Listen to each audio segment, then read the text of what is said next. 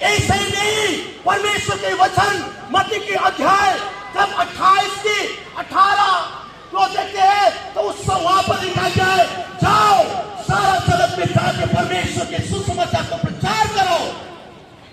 प्रभु यीशु मसीह इस धरती पे आए, इस धरती पे आके 33.5 वर्ष का जवान उम्र में, एक जवानी पद में आपके पापों के लिए, हमारे पापों के लिए वो क्रूस पर बलि हुआ।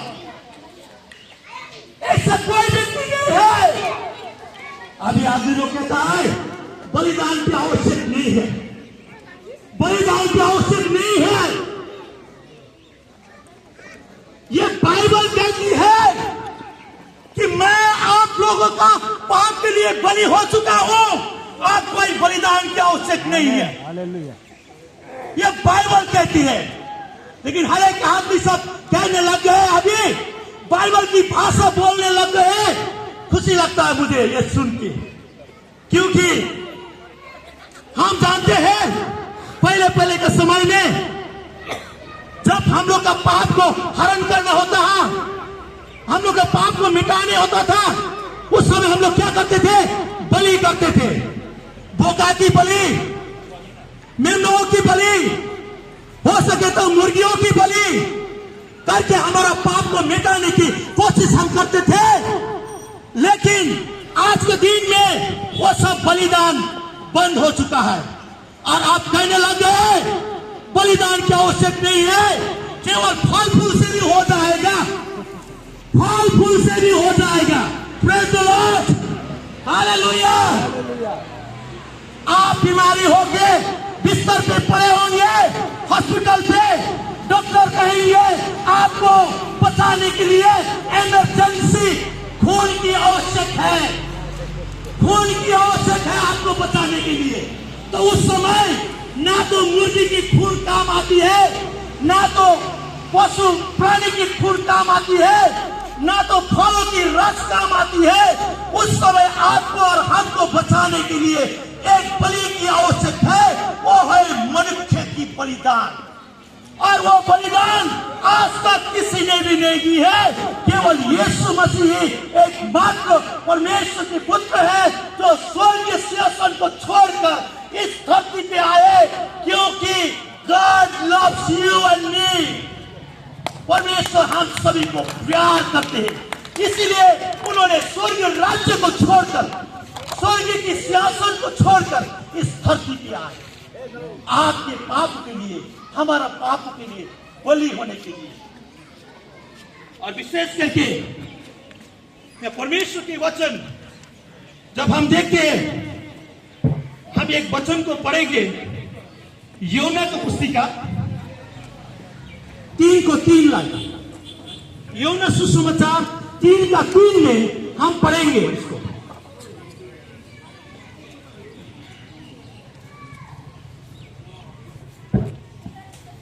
यीशु ने उनको उत्तर दिया, यीशु ने उनको उत्तर दिया कि मैं तुझसे सच सच कहता हूँ, तुझसे सच सच कहता हूँ, यदि कोई नई सिरे से न जन्मे, अगर कोई नई तरीका से न जन्मे तो परमेश्वर का राज्य देख नहीं सकता। परमेश्वर की राज्य देख नहीं सकता। परमेश्वर के राज्य में जाने का तो बात ही छोड़िए, अगर हम लोग प्रभु यीशु मसीह को विश्वास नहीं करते हैं, प्रभु यीशु मसीह का ग्रहण नहीं करते हैं, परमेश्वर के राज्य में जाने का बात ही छोड़िए, देखने के लिए भी नसीब ना होगी, देखने के लिए भी नसीब ना होगी। क्योंकि परमेश्वर का वचन कहता है कि प्रभु यीशु ही एक मार्ग है, प्रभु यीशु ही एक सत्य है, प्रभु यीशु मसीह ही एक जीवन है। इसलिए परमेश्वर के वचन प्रेरित की पुस्तिका 1:10 में हम लोग देखेंगे, वहां पर भी बहुत ही अच्छा बात लिखा गया है। उस वचन को पढ़ेंगे 1:10।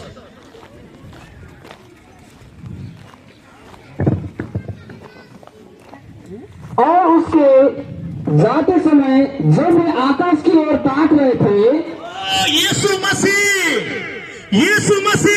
इस संसार में जब आए, 33.5 बरस का उम्र में, एक जवानीपन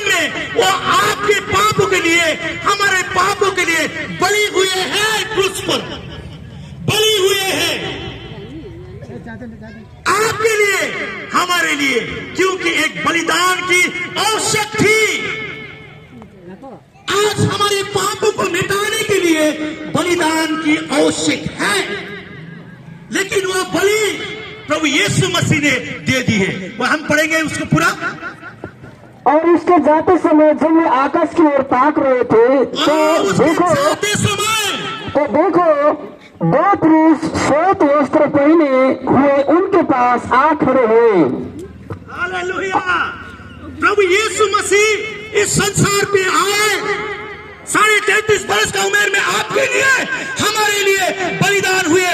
उसके 3 दिन बाद फिर जी उठे, और जी उठने के बाद प्रभु यीशु मसीह कहते हैं, प्रभु यीशु मसीह क्या कहते हैं आपको मालूम है? प्रभु यीशु मसीह कहते हैं, अब सर्वोच्च स्वर्ग और पृथ्वी का अधिकार मेरे हाथ में दिया गया। Hallelujah, hallelujah. मत्ती की पुस्तक 28 के 18 पे जब हम देखेंगे तो वहां पे लिखा गया है, सर्वोच्च स्वर्ग और पृथ्वी का अधिकार मुझे दिया गया है। मेरे इच्छा से स्वर्ग राज्य खोलेगी और मेरे इच्छा से बंद होगी। इसीलिए मैं कहता हूं कि आप सभी से आप समय नहीं है, देयर इज नो टाइम, समय नहीं है, समय निकट आ गया है। प्रभु यीशु मसीह जिस तरह उठाए गए हैं उसी तरह आप आने का समय आ गया है। प्रभु यीशु मसीह वादा करके गए हैं आप सभी को, हम सभी को वादा करके गए हैं।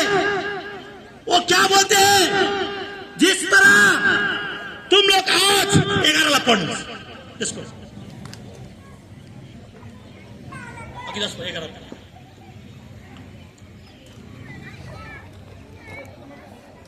पे देखो 11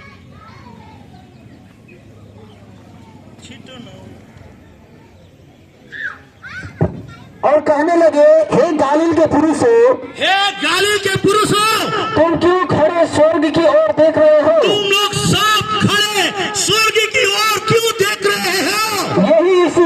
यही यीशु जो तुम्हारे पास से स्वर्ग पर उठा लिया गया है, जो तुम लोग के बीच में से स्वर्ग पर उठाया गया है, जिस रीति से तुम उसे स्वर्ग को जाते, जिस रीति से तुम लोगों ने उसे स्वर्ग पे जाते हुए देखा है, उसी रीति से वो फिर आएगा, उसी रीति से वो फिर आएगा। हालेलुया। यीशु आने वाला है, यीशु जल्द ही आने वाला है।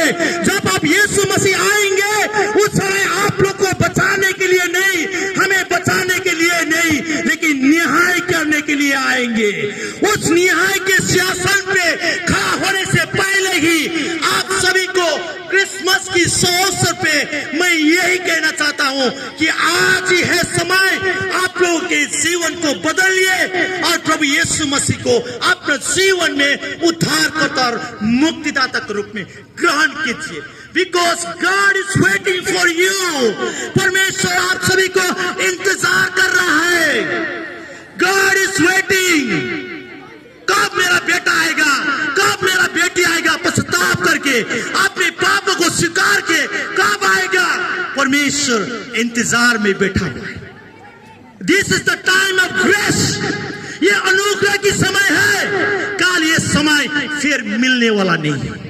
इसलिए मैं कहता हूं कि आज क्रिसमस की अवसर पर आप सभी को विशेष मैं आंतरिक हृदय से यही कहना चाहता हूं, समय रहते ही आपकी मार्ग तैयार कीजिए ताकि आपको स्वर्ग राज्य मिल सके, वो अनंत जीवन मिल सके, प्रभु की संग आप रह सके। परमेश्वर के पुत्र प्रभु यीशु मसीह स्वयं परमेश्वर रूप, मानव रूप लेके इस धरती पे आए थे आप सभी को, हम सभी को बचाने के लिए। और आज क्रिसमस की अवसर पर यही मैं कहना चाहता हूं आप लोग को कि आज समय रहते ही प्रभु यीशु मसीह को ग्रहण कीजिए। और अंत में विशेष करके इस गांव के जितने भी माता पिता, भाई बहन जितने भी है, जिसने आज वचन को सुने, सही कहीं बोलते समय अगर गलती हो गई हो तो मुझे माफ कर देना। और एक बार फिर से अंत में आप सभी को हैप्पी क्रिसमस कहते हुए यहां से मैं जाना चाहता हूं। धन्यवाद।